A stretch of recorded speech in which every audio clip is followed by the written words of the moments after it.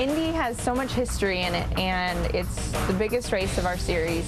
Tons of fans turn out to see it. All the sponsors go. Since I was very young, I always would go to watch my dad. That was the one race you made sure that you went to during the whole year, and now as a driver, it's not any different how special it is to show up there in funny car. And I mean, it was just a whirlwind, you know, to be a part of that, racing these people who had raced my dad for many years, you know, who I'd watched growing up, and then to, you know, to get to a final round against Robert, my brother-in-law. It was like, I can't believe this day is going like this, and however it ends, it's going to be great. And it really took the pressure off me. I think I had less pressure that final round than any other round of the race because it was my teammate. So it was like, this can't end bad. Takes the win! I think it really took a couple days for it to hit me. Even when we won the race, then there's the celebration and the interviews and everything's going on, and it's almost not till you take a breath a day later and go, I can't believe we just won that race, that it does hit you. It's been a year since Ashley's last NHRA win. She has struggled for much of this season, but remains hopeful they can turn it around as the countdown begins. This season has been really frustrating, and I almost think maybe, you know, it's God's way of going, hey, don't get your head too big after last season, because we had a great season last year where we used to go in feeling confident that we would qualify and pushing the car. Now it's like, you overthink things almost. Man, what if I get it out of the groove and I lose a run? Now I only got 3 to qualify, and that's not how we were thinking last year. Robert has actually been a big influence in how I felt this year, because last year his team, he's a very good team who's come close many years to the championship. They were really just in this hole and they couldn't get the car running it, and yet they never, you know, gave us any sort of feeling that they weren't supporting us when we would do well. They had a tough year, but they pulled it around, and they definitely took the longest path from 10th to 1st. And so I really looked at that this year, and every time I get down, you know, I think, oh, look at that team. They kept it together, and you know, it paid off for them, and that doesn't mean that we can't do the same as well.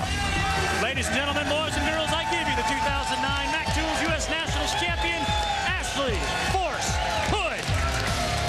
Well, good morning to you, Ashley. The first question I got to ask you, just your 4th year driving a funny car full-time. How surprised were you, especially in a class as competitive as funny car, to win in just your 3rd try?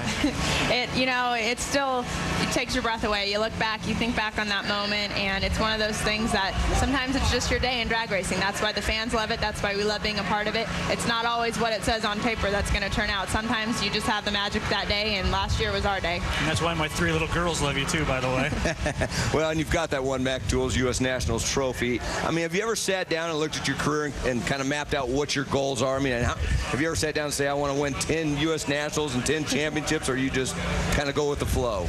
We go, you know, weekend by weekend. You try not to get too, you know, your carriage too far ahead of the horse. So, you know, this weekend we went into it. There's a lot of pressure this weekend. It's the first race of the countdown. It's obviously the biggest race of the year, but we have that confidence from last year. Even though the season hasn't gone how we've wanted up to here, we did win here last time we were here. We can do it again. So we've tried to keep our mind, you know, in that positive mind frame, and we're really excited to kick off. I know the driver intros are starting. It's just, you can feel the excitement with everybody. Every Indy is like this for the 27 years that I've been going to Indy, and this one's going to be just as special.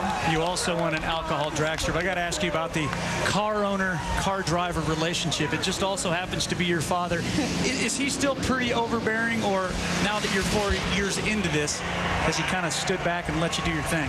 You know, he really tries to let us do our own thing, because, you know, I have my team to lean on, my crew chiefs, but you can always get great advice from Dad.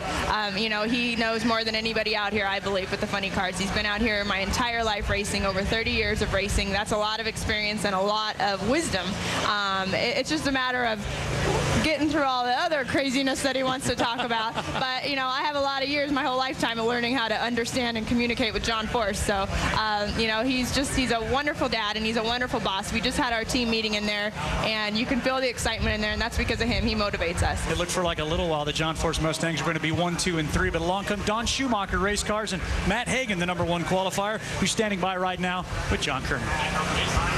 Matt Hagan absolutely scorched the track on Saturday night with that 4:03 with a 9. Even though he shut off at the end, who knows what he would have run. But Matt, I'm curious, what did that feel like, and what did that look like from the driver's seat? It felt great. You know, I actually tried a new helmet on, and I got a little vibration in there. I was picking up, I was having a hard time picking up where I was at on the track. So it made a move to the right, and I clicked it off. But, you know, it was just a killer run. We come back on and looked at it on the graph, and Tommy DeLago just really tickled with it.